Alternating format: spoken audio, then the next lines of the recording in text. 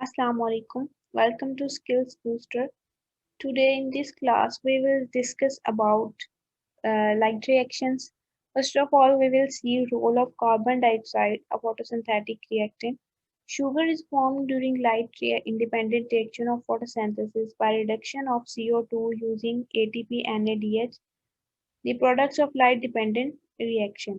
Obviously, obviously photosynthesis does not occur in the absence of CO2. अब जो है photosynthesis जो अगर फोटोसिंथेसिस का प्रोसेस करवाना है उसके लिए हमें कार्बन डाइऑक्साइड की ज़रूरत होगी। अगर कार्बन डाइऑक्साइड एब्सेंट है तो फोटोसिंथेसिस का प्रोसेस नहीं हो सकेगा। अब जो है लाइट डिपेंडेंट रिएक्शन के जो प्रोडक्ट्स हैं ATP एंड NADH, इसको जो है यूज करके CO2 की रिडक्शन होती है और शुगर मॉलिक्यूल बनता है। About 10% of the total photosynthesis carried out by terrestrial, ये जो है ये क्रैमिंग पॉइंट्स हैं कि टेरेस्ट्रियल प्लांट कितने परसेंट जो है फोटोसिंथेसिस करते हैं 10%, while rest occur in oceans, aquatic oceans, lakes and ponds. Aquatic photosynthetic organisms use dissolved CO2 bicarbonate, soluble carbonate that are present in water as carbon source. Air contain 0.03 to 0.04% of CO2. अब जो हवा है उसमें 0.03 से 4% तक carbon dioxide जो है वो मौजूद होती है। फोटोसिंथेसिस अकरिंग और लैंड यूटिलाइजेस एटमॉस्फेरिक ऑक्सीजन। अब जो जमीन पर फोटोसिंथेसिस होती है उसके लिए जो कार्बन डाइऑक्साइड की जरूरत होती है वो कहाँ से आती है, वो एटमॉस्फेयर से आती है।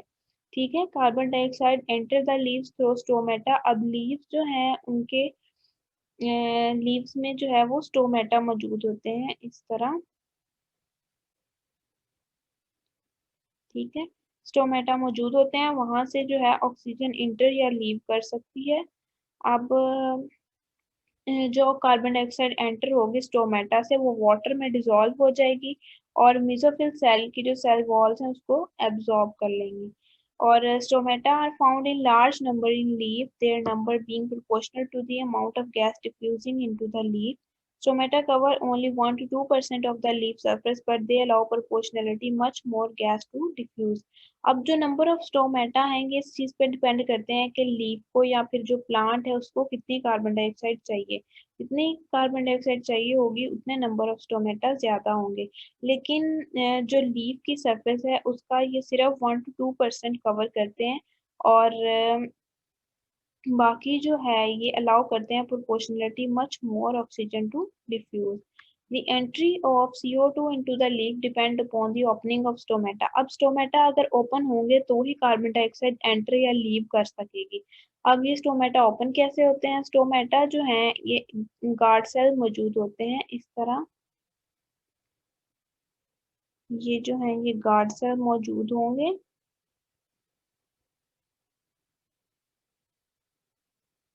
ठीक है, अब गार्ड सेल जो हैं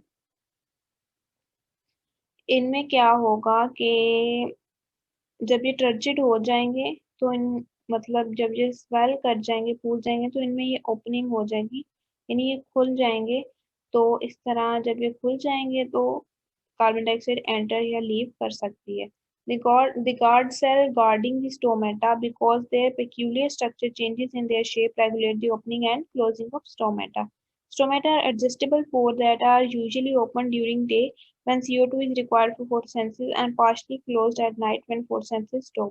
अब ये स्टोमेटा ओपन कब होता है, ड्यूरिंग डे टाइम, यानी जब फोटोसिंथेसिस का प्रोसेस हो रहा हो, प्लांट को कार्बन डाइऑक्साइड चाहिए तो ये स्टोमेटा जो है ये ओपन हो जाते हैं और ड्यूरिंग नाइट जो है ये बंद हो जाते हैं। ठीक है, देन है हमारे पास रिएक्शंस ऑफ फोटोसिंथेसिस। फोटोसिंथेसिस का जो प्रोसेस है इसको रिडॉक्स रिएक्शन कहते हैं। रिडॉक्स रिएक्शन कौन सा होता है, जिसमें ऑक्सीडेशन भी हो और रिडक्शन भी हो। अब हम देखते हैं कि ये फोटोसिंथेसिस का रिएक्शन है, इसमें 6 कार्बन मॉलिक्यूल्स हैं, 12H2O प्लस लाइट एनर्जी है और in the presence of chlorophyll reaction हुआ, ग्लूकोज मॉलिक्यूल बन गया, 6 ऑक्सीजन मॉलिक्यूल्स रिलीज हो गए और 6H2O रिलीज हो गए। ठीक है, अब जो है ये देखें कि यहाँ पर जो है ये 6 CO2 मॉलिक्यूल्स हैं। ठीक है, अब ये जो है इधर इसमें जो हाइड्रोजन ऐड हो गया है, तो रिडक्शन का मतलब क्या होता है कि एडिशन ऑफ हाइड्रोजन, ठीक है, एडिशन ऑफ हाइड्रोजन या फिर रिमूवल ऑफ ऑक्सीजन। अब आप देख सकते हैं कि यहाँ पर जो है 12 ऑक्सीजन के एटम है, ठीक है, लेकिन यहाँ पर जो है ये 6 ऑक्सीजन के एटम है और यहाँ पर कोई हाइड्रोजन नहीं है। यहाँ पर हाइड्रोजन के 12 एटम जो है वो ऐड हो चुके हैं, तो इट मीन्स कि यहाँ पर जो है ये इसकी रिडक्शन हो चुकी है, यानी एडिशन ऑफ हाइड्रोजन और removal of oxygen. So here हम देखते हैं कि यहाँ पर 12 जो हैं वो H2O के मॉलिक्यूल्स हैं। अब इधर जो है सिर्फ और सिर्फ 6O2 के मॉलिक्यूल मौजूद है। इट मीन यहाँ से हाइड्रोजन जो है ये रिमूव हो चुके हैं। Removal of hydrogen mean oxidation. और यहाँ पर जो है 12 हाइड्रोजन के एटम हैं, ठीक है, और यहाँ पर 6 2 आर 12, यहाँ पर भी 12 हाइड्रोजन ऑक्सीजन के जो है वो मॉलिक्यूल्स हैं, 6 ऑक्सीजन के मॉलिक्यूल्स हैं, ठीक है। सो हेयर यहाँ पर हम देखते हैं कि यहाँ से हाइड्रोजन रिमूव हो गई। इट मीन्स जो है यहाँ पर ऑक्सीडेशन हुई है। सो इस रिएक्शन में ऑक्सीडेशन प्लस रिडक्शन दोनों प्रोसेसेस जो हैं वो एक टाइम पे साथ साथ हो रहे हैं। सो इस प्रोसेस को हम redox reaction बोलेंगे, ठीक है। However, this is not simple as single step process but is a complex one that is completed by a series of simple step reaction. The reaction processes consist of two part light dependent light reaction and light independent dark reaction. अब जो है light dependent reactions जो हैं ये तो in the presence of light होंगे, यानी ये लाइट को डायरेक्टली यूज कर लेंगे। और इंडिपेंडेंट लाइट इंडिपेंडेंट रिएक्शंस जो हैं ये स्टूडेंट मोस्टली कंफ्यूज कर जाते हैं और ये कह देते हैं कि ये जो है अंधेरे में होते हैं, क्योंकि ये डार्क रिएक्शन लिखा हुआ है। सो यहाँ से स्टूडेंट कंफ्यूज कर जाते हैं कि ये अंधेरे में होते हैं, जबकि ये बिल्कुल गलत कॉन्सेप्ट है कि ये अंधेरे में नहीं होते, बल्कि इनको लाइट की जरूरत नहीं होती है। Do not use light directly. So it means कि ये दिन में भी हो सकते हैं, रात में भी हो सकते हैं, यानी अंधेरे में भी रोशनी में भी हो सकते हैं, लेकिन ये सनलाइट को यूज नहीं करते। अब जो है हमारे पास लाइट डिपेंडेंट रिएक्शंस आ जाते हैं। लाइट डिपेंडेंट रिएक्शंस जो हैं ये सनलाइट को यूज करेंगे। सनलाइट जो है वो क्लोरोफिल पे आके पड़ेगी और क्लोरोफिल जो है वो कन्वर्ट करेगा केमिकल एनर्जी में, उसको सनलाइट को, सोलर एनर्जी को केमिकल एनर्जी में कन्वर्ट करेगा। अब जो केमिकल एनर्जी में कन्वर्जन हुई है वो जो है उससे क्या होगा कि NADPH बनेगा और ATP की फॉर्म में केमिकल एनर्जी जो है वो कन्वर्ट हो जाएगी। केमिकल एनर्जी जो बनेगी वो in the form of NADPH और ATP बनेगी, ठीक है। ये टेम्परेरीली स्टोर होगी और फिर जो है वो लाइट इंडिपेंडेंट रिएक्शन में यूज हो जाएगी। अब जो NADPH है ये इलेक्ट्रॉन प्रोवाइड करता है, जबकि जो ATP है ये केमिकल एनर्जी प्रोवाइड करता है, ठीक है। और the energy is stored in the molecule of sugar. The phase of photosynthesis also called dark reaction because the reaction do not use light directly and take place equally well both in light and dark provide NADPH2 and ATP of the light reaction are available। अब यही बात आ गई कि जो dark reaction है ये light में भी हो सकते हैं और अंधेरे में भी हो सकते हैं, लेकिन क्या मेन पॉइंट क्या है कि ये लाइट को डायरेक्टली यूज नहीं करते, ठीक है।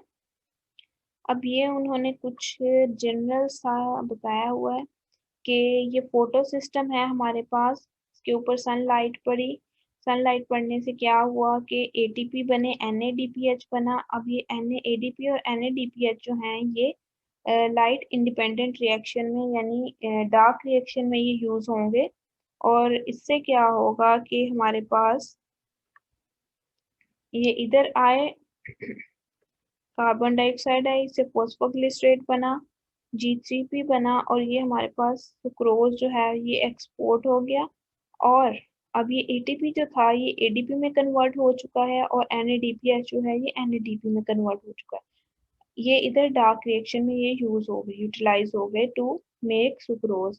तो अब क्या होगा कि ये जो है ये वापस जाएंगे लाइट रिएक्शन में, लाइट रिएक्शन में जाएंगे, वहां से दोबारा जो है ये NADPH और ATP बनाएंगे। ठीक है, ये था इसका जनरल रिएक्शन। सो देन है हमारे पास light independent reaction, energy conversion, formation of ATP by NADPH।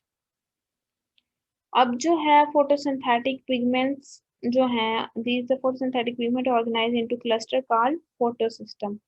अब जो है फोटोसिंथेटिक पिगमेंट जब अपने आप को ऑर्गेनाइज कर लेते हैं in the form of cluster, उसको हम फोटोसिस्टम बोलते हैं। ये हमारे पास एक फोटोसिस्टम है। ये हमारे पास क्लोरोफिल के मॉलिक्यूल हैं जो एक दूसरे के साथ इस तरह अरेंज हो चुके हैं, और ये जो है ये प्राइमरी इलेक्ट्रॉन एक्सेप्टर है। अब जो है सनलाइट फोटॉन्स पर पड़ेगी तो एक दूसरे से फर्दर एनर्जी ट्रांसफर करते हुए ये जो है एनर्जी हमारे पास प्राइमरी इलेक्ट्रॉन एक्सेप्टर के पास पहुंचेगी। ठीक है, ये हमारे पास एंटीना पिगमेंट मॉलिक्यूल्स हैं। ठीक है, ये पूरा जो है ये एक फोटो सिस्टम है। Each photosystem consists of light gathering on antenna complex and a reaction center. The antenna complex has many molecules of chlorophyll A, B and carotenoid, most of them channeling the energy to reaction center। अब क्या होगा कि हर photosystem के पास antenna complex होते हैं, मैंने आपको ऊपर दिखाए थे, ये इसके पास एंटीना कॉम्प्लेक्स हैं। अब ये क्या करेंगे कि ये एनर्जी को लेंगे, सोलर एनर्जी को लेंगे, उसको जो है वो ऐसे कन्वर्ट कर देंगे one by one to another chlorophyll or molecule, which will convert it to react primary electron acceptor के पास जाएगा और रिएक्शन सेंटर के पास चला जाएगा। ये यहाँ से रिएक्शन सेंटर के पास जाएगा, प्राइमरी इलेक्ट्रॉन एक्सेप्टर के पास चला जाएगा। ठीक है, ये है। देन है हमारे पास reaction center has one or more molecule of chlorophyll along with primary electron acceptor and associated electron carrier of electron transport system। अब हमारे पास प्राइमरी इलेक्ट्रॉन एक्सेप्टर होते हैं और इलेक्ट्रॉन ट्रांसपोर्ट सिस्टम्स भी होते हैं। Chlorophyll is a molecule of reaction center and associated protein are closely linked by nearby electron transport system. Each electron transport system plays important role in generation of ATP by chemiosmosis। अब जो electron transport system है वो ATP बनाएगा by process of कीमियोस्मोसिस। कीमियोस्मोसिस क्या है? ये process है जिसकी मदद से एटीपी को बनाया जाता है। लाइट एनर्जी जो कि एब्जॉर्ब की थी पिगमेंट ने, अब उसको रिएक्शन सेंटर में ट्रांसफर कर दिया गया है और ये एनर्जी जो है अब केमिकल एनर्जी में ट्रांसफर होगी।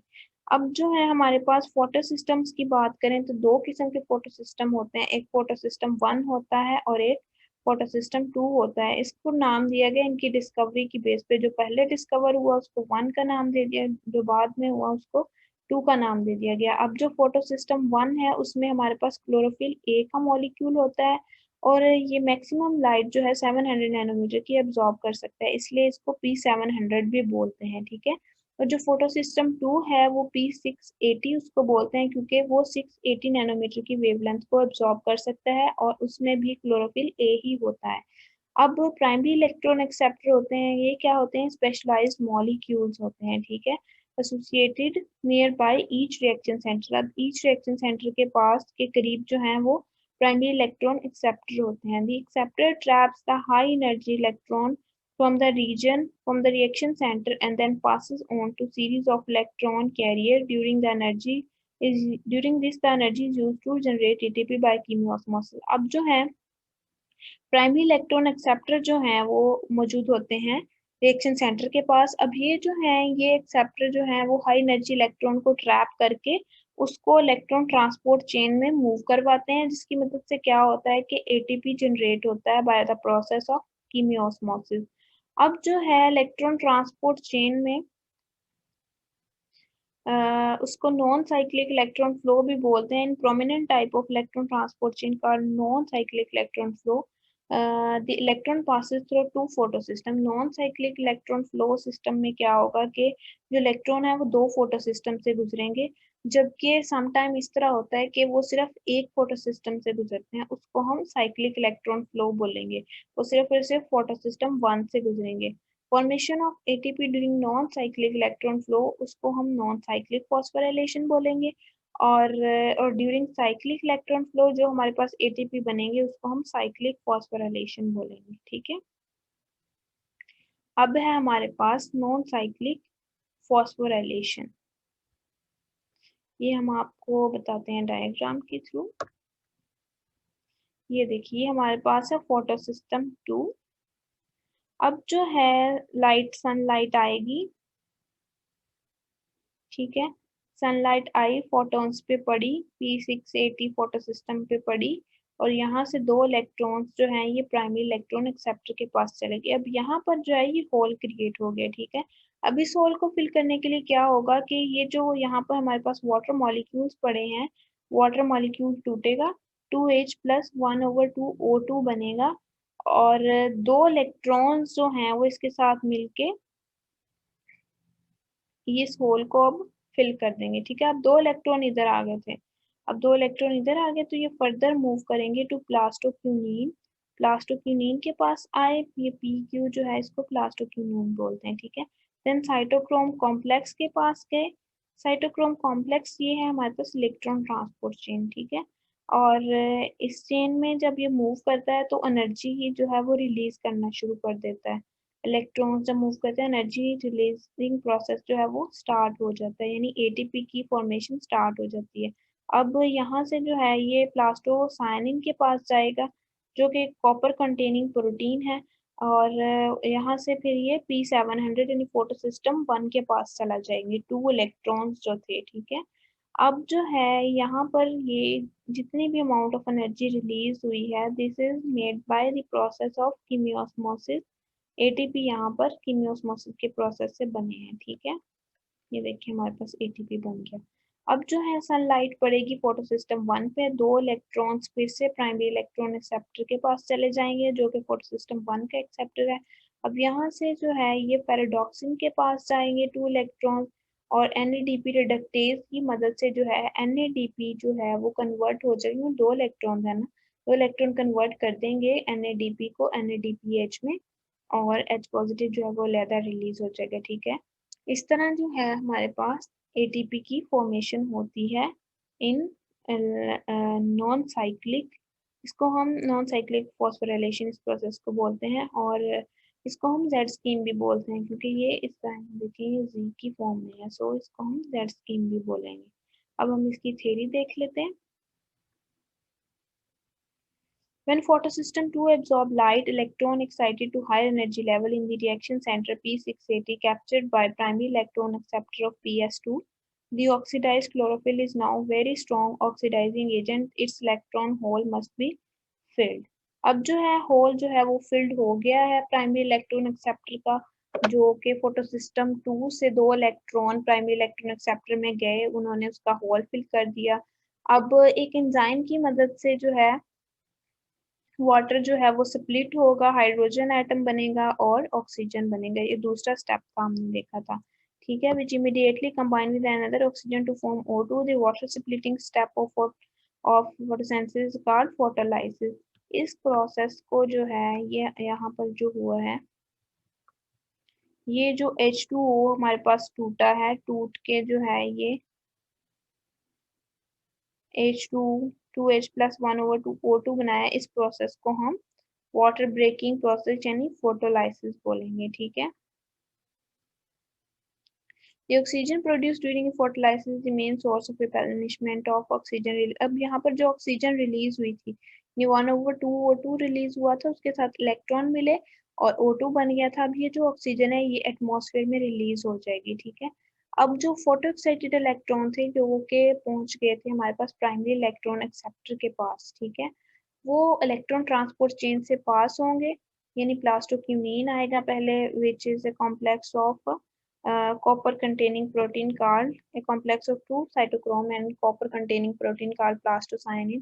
अब ये इलेक्ट्रॉन ट्रांसपोर्ट चेन से पास होगा, प्लास्टो जिसमें प्लास्टोक्यूनिन आ जाता है, फिर साइटोक्रोम आ जाता है, देन प्लास्टोसायनिन, और क्या होगा वहां पर एनर्जी रिलीज होगी। As electron move down the chain energy goes on decreasing and use by thylakoid membrane to produce ATP। अब वो जैसे जैसे नीचे को मूव करता जाएगा तो जो एनर्जी है वो उसकी इलेक्ट्रॉन की वो डिक्रीज होती जाएगी। क्यों डिक्रीज होती जाएगी? फिर जो थैलाकोइड मेम्ब्रेन है वो उसकी एनर्जी को एब्जॉर्ब करती जा रही है for the formation of ATP। अब जो ATP सिंथेसाइज हुई है उसको हम फोटोफॉस्फोराइलेशन बोलेंगे क्योंकि इसमें लाइट एनर्जी जो है वो यूटिलाइज हुई है। इस प्रोसेस को नॉन साइक्लिक फॉस्फोराइलेशन बोलेंगे, ठीक है।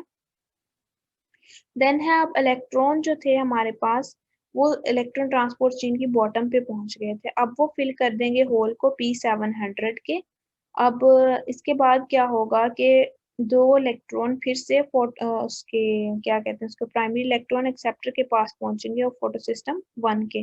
उससे क्या होगा, देन फर्दर वो मूव करेंगे फेराडॉक्सिन के पास जाएंगे, जो कि आयरन कंटेनिंग एक प्रोटीन है। पैराडॉक्सिन के बाद जो है वो फर्दर NADP रिडक्टेज की मदद से NADPH बना लेंगे, और which is this will provide the reducing power for synthesis of sugar in Calvin cycle. अब वो जो उसने NADPH बनाया है वो फर्दर जो है वो केल्विन साइकिल में यूज होगा। The path of electron through the two photosystem during non-cyclic phosphorylation is known as Z scheme। अब ये जो नॉन साइक्लिक फॉस्फोराइलेशन का ये प्रोसेस है, इसको हम Z scheme भी बोलते हैं। Non cyclic electron flow during photosynthesis, ATP, NADPH and oxygen are generated. इस प्रोसेस में ATP भी जनरेट हुआ, यहाँ पर ये हमने देखा। उसके अलावा NADPH रिलीज हुआ, जनरेट हुआ, ये इधर लास्ट स्टेप पे हुआ था हमारे पास।